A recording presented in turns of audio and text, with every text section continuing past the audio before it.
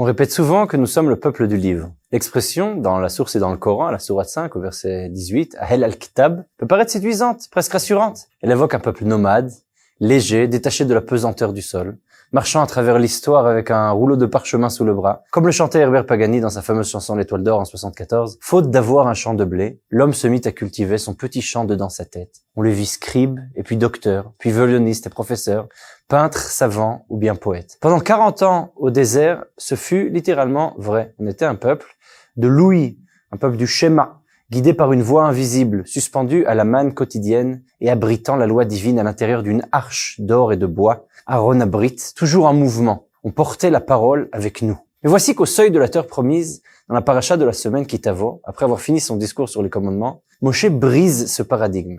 Il ne commande pas d'écrire un nouveau rouleau, des nouveaux rouleaux pour chacune des tribus. Il leur donne pas de multiplier les parchemins. Il donne un ordre assez étrange, presque géologique. Le jour où vous passerez le Jourdain, tu dresseras de grandes pierres, tu les blanchiras à la chaux, et tu écriras sur elles toutes les paroles de la Torah. Soudain, le livre du voyage qu'on avait avec nous, il voyage plus. Il est plus dans l'arche. Il descend dans la roche. Il vient s'inscrire sur la terre. Le peuple du livre est sommé de devenir le peuple de la terre et d'apprendre à faire parler la pierre. Pour comprendre ce basculement, il faut se souvenir de ce qu'était le désert. Au désert, le sacré, c'est une affaire d'acoustique, d'écoute, d'entente. C'est le Shema Israël, l'écoute, par excellence, le son du chauffard, la nuée insaisissable. C'est un monde où le divin prend tout en charge, où il y a la manne, où le peuple assiste, passif et émerveillé, à des miracles quotidiens. Dans le désert, la foi, elle ressemble à un souffle descendant du ciel, un prodige qui subjugue, mais devant lequel l'homme reste un simple spectateur. Or, franchir le Jourdain, c'est précisément sortir de cette foi passive et quasi magique, on pourrait dire. C'est accepter la transmutation de la voix venue du Sinaï, puis d'entre les chéruvim, entre les chérubins, pour faire naître une parole humaine qui est ancrée dans la matière, dans la pierre. Regardez comment Moshe conçoit cette entrée. Il ordonne de prendre les pierres et de les enduire de chaux. Les sadetem otam bassid, la soude basside. Dans le Proche-Orient ancien, la chaux n'a rien d'un détail poétique. Pour l'obtenir, il faut creuser des fours monumentaux, brûler du calcaire pendant des jours à 1000 degrés au milieu d'épaisses fumées. C'est même fumée d'ailleurs qui nous rappelle celle du Sinaï, qui est décrit comme un four dans Shemot, le Kivshan Haesh, pour transformer une pierre brute en une poudre blanche et lisse.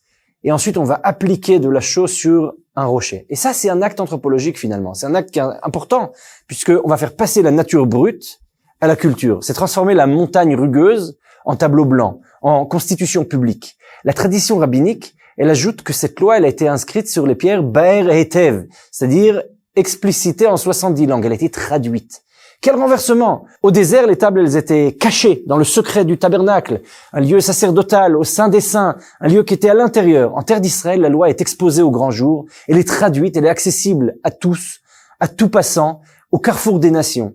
La Torah passe de particulariste à universelle. La transcendance, elle cesse d'être un mystère sacerdotal. Elle devient un code de justice civique pour tous, que l'on propose ainsi au peuple alentour, aux nations qui nous entourent. Mais le texte de Kitavo, il s'arrête pas là. Sur ce même mont Éval, Moshe, il ordonne d'élever 2 monuments côte à côte. D'un côté, ces grandes pierres blanchies qui incarnent la ira, la crainte, la rigueur du droit, les devoirs, la loi, les devoirs incontournables, les responsabilités, qui sont des responsabilités politiques et qui sont attachées à la terre. Et juste à côté, un autel de pierre intact, Avanim Shlemot, sur lequel aucun outil de fer ne doit être brandi. Pourquoi bannir le fer? Parce que le fer, c'est le métal des armes, c'est le métal de la guerre, c'est le métal de la mort. Alors que l'autel, c'est le lieu de réconciliation, c'est le lieu du shalom. C'est sur ces pierres non taillées, on offre des sacrifices qui sont des sacrifices de paix, ce qu'on appelle shelamim, qui est la même racine que shalom. On mange, et le texte précise, tu te réjouiras devant l'Éternel ton Dieu. C'est le pôle de l'amour, ahava, de la communion fraternelle. Voilà le projet de la société tel que Moshe le dessine au mont Éval. Une civilisation, elle ne peut pas survivre si elle sépare les choses. Elle doit faire tenir ensemble ces 2 exigences. La rigueur d'une justice transparente et affichée pour tous, d'une part, au carrefour de la ville, et le refus absolu de sacraliser le glaive et la violence d'autre part. Finalement, on a ici quelque chose qui est très intéressant. Ce passage du désert à la terre, il n'est pas évident. Et il peut provoquer un vertige. Et c'est ce qui se passe quand on sort d'exil. Lorsque Yahushua, il conduit le peuple à travers le Jourdain, le Yarden, on sent toute cette angoisse. On sent ce passage-là qui est pas évident. Élevé dans l'intimité de Moshe et des prodiges, des miracles, Yahushua, il semble avoir à faire le deuil de cela. Au moment de traverser, il érige 12 pierres, non pas dans la vallée comme il aurait dû le faire, ou sur la montagne, à côté du mont Éval, mais au fond de l'eau, caché dans le fleuve, comme pour l'accrocher au monde sous-marin de l'invisible, comme si on voulait voiler la chose et la garder à l'intérieur. À Yericho, il refuse que le peuple y touche au butin et transforme la ville en sanctuaire inaccessible. Il fait un cherem. Il faut la tragédie d'Achan et la réprimande divine. Lève-toi, pourquoi tombes-tu sur ta face? Pour que Yehoshua comprenne. En terre d'Israël, Dieu ne combat plus à la place des hommes et la prière, elle peut pas remplacer la responsabilité civique. Elle s'y joint. On doit prier et on va se battre. On prend les armes, on y va et on fait de nous-mêmes. Au Sinaï, Dieu avait lui-même gravé les tables. Etzba Elokimi. Au mont Eval, ce sont les hommes qui préparent la show et qui écrivent la loi de leurs propres mains. L'alliance, elle passe de l'hétéronomie, où la loi vient de l'extérieur, à l'autonomie adulte, où on vient créer sa propre loi et on va la régir selon ce qu'on a reçu. Alors, peuple du livre ou peuple de la terre? La paracha de Kitavo nous répond que ce dilemme, c'est un piège. Être le peuple du livre dans le désert, dans la sortie de l'exil, c'était qu'une gestation, un moment où on a grandi de cette manière-là. Mais s'installer sur la terre sans le livre, ce serait sombrer dans le culte païen du sol, de la Avodah Zara, de l'idolâtrie, de la force brute et du fer. Le véritable génie d'Israël commence à la seconde où ces deux dimensions se rencontrent, lorsque le livre s'incarne dans la matière et que la terre, elle devient le support vivant de la parole. À la fin de sa vie, Yehoshua, il va désigner un grand rocher, à Shrem, en lisant « Cette pierre sera témoin contre nous car elle a entendu ». Les pierres ne sont pas muettes, elles parlent.